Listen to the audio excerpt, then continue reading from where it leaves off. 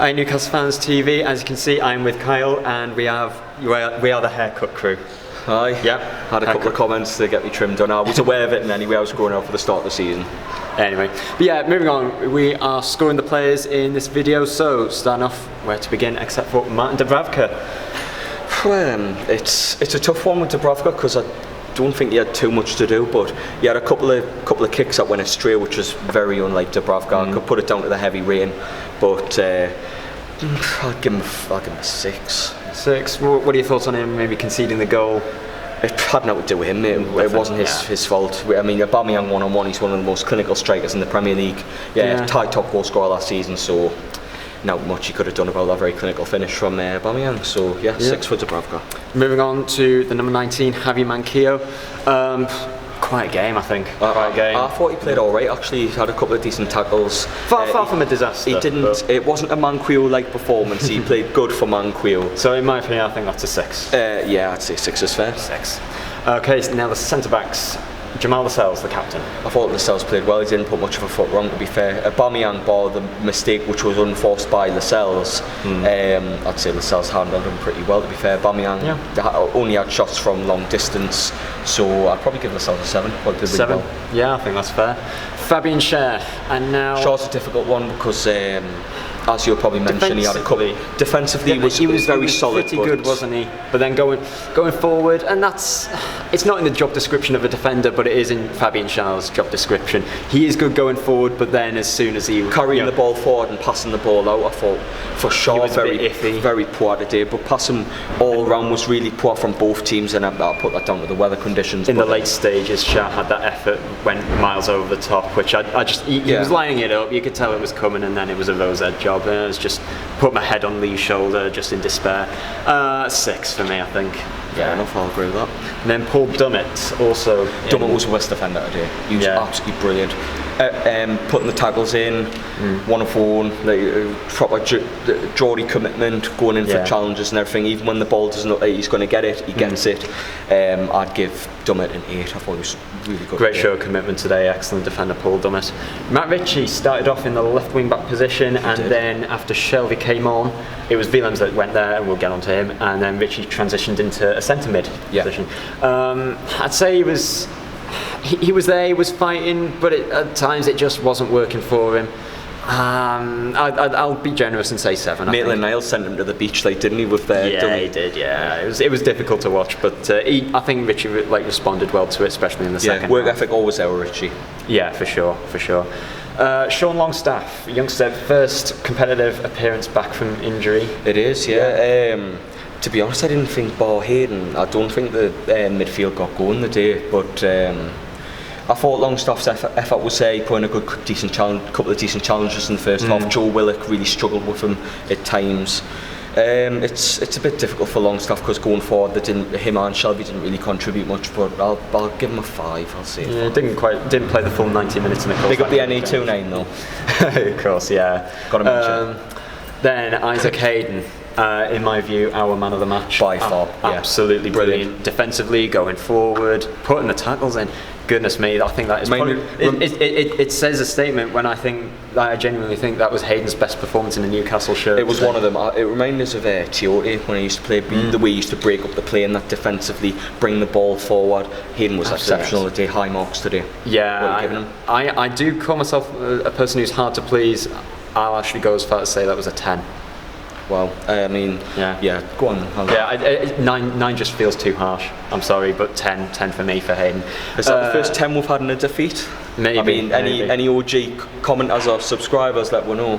Joe Shelvey didn't play the full 90 minutes. Seemed to get a bit of a knock in the first half, didn't he? He did more defensively than going forward. Usually when Shelvey plays, he's like a focal point for his passing. Arsenal didn't give him the chance today. I thought Arsenal really man-marked him out of it.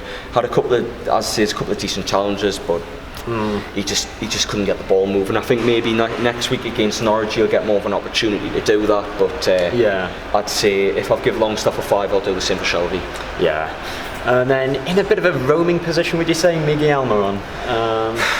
Almiron's really frustrated me the day because he's got all the attributes the tricks in the box. He's got everything there to tear Arsenal apart. And I mean, he's diving the first half. I can see what you're trying to do, but you know, an Arsenal it didn't pull off. But Arsenal fan texted me saying, "What do you think of Miggy Daly?"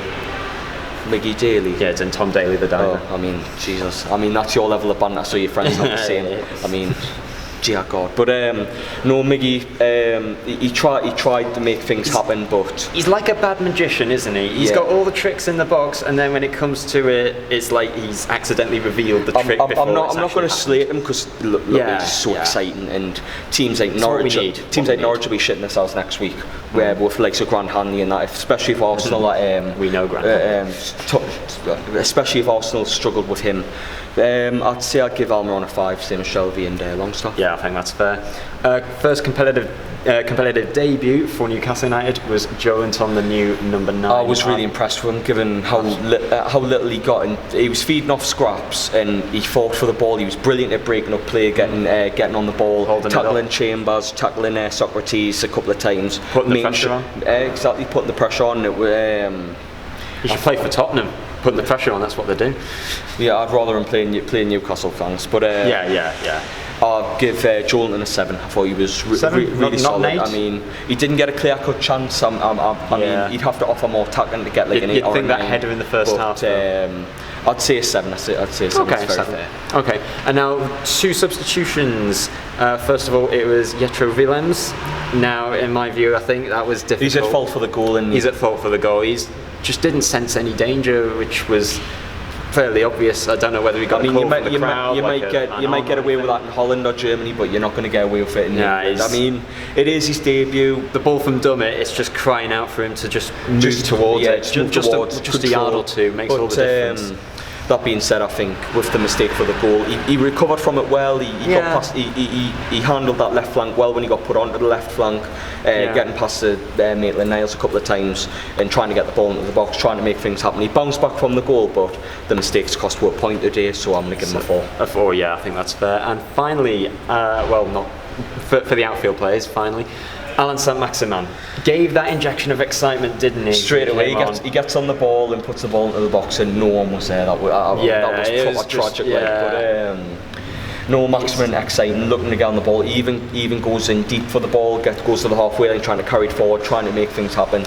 He's going to be a handful for them lower sides this season. Do you perhaps think he was quite reluctant to pass the ball at times? No, I thought he passed the ball fine. I mean, he slipped a couple of times. Lee mentioned Lamano didn't know he signed a couple of times, but no, I thought he's really exciting. He tried to make things happen. It didn't come off today, but it will another week. It definitely will another week. I'd give him a solid 6. He's got to start. Bruce. Got to start next week against Norwich. Yeah, I think this was just getting him into. For his rating, though, I'll give him a 6. Yeah, same here, I think.